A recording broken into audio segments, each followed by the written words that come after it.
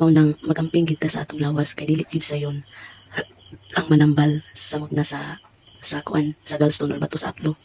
Nakamata ko karon sa oras sa alas 11:20 pa. Naa pa ko'y alas 11:20, alas 12 alauna, alas 2 last na kong inom sa natural nga pamaagi. Nanawag ko sa among tigulang sa iglesia kung about sa ako ang gibati karon nga medyo luyag yun, tinuod maluyag kita kay syempre sukad sa buntag antud ning mga oras wala pa nagkaulog kanon, only katulang atong ginainom. But gipadasigan ko nga human aning tanan makalibang na tao, malibang na to tong bato sa abdo. And kini siya nga mga nahitaboron.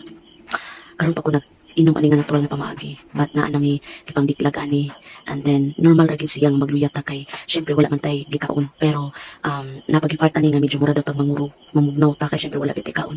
Pero man po sa Ginoo ug atong naon nga after ani maayong panglawas atong mabatnan sa nga dili gid maayo nga abusaran nato atong lawas. Murang gipadasigan ko nga natural ta nga pamaagi kaysa nga kana bitong mag-opera. Ang opera karon sa bato sa abdo gamay ra ang 200 kyaw, no? Gamay ra siguro na or ako kabalo kung pila gyud opera karon, pero pasalamat ta sa Ginoo sa iyang langit nun nga kaalam nga gihatag nga naay mga natural nga pamaagi, especially anang pagbiklag or kanang makalibang ilibang nato ang bato sa abdo. Naay uban nga naghimo ani dili same process kay ang uban pwede man siyang mukaon, pero kini sa amo ang mga proseso na gini siya fasting or fasting. Double purpose siya. Gusto ta magkuan, magkunhod ang ato ang mga timbang niya, nga. So mao ni karon ang mga pangitabo na kamata ko karong orasa. And then wala pa ko kampot sa Ginoo, magampo pa ko sa Ginoo karon. Naudel sa amo ang sala-sala.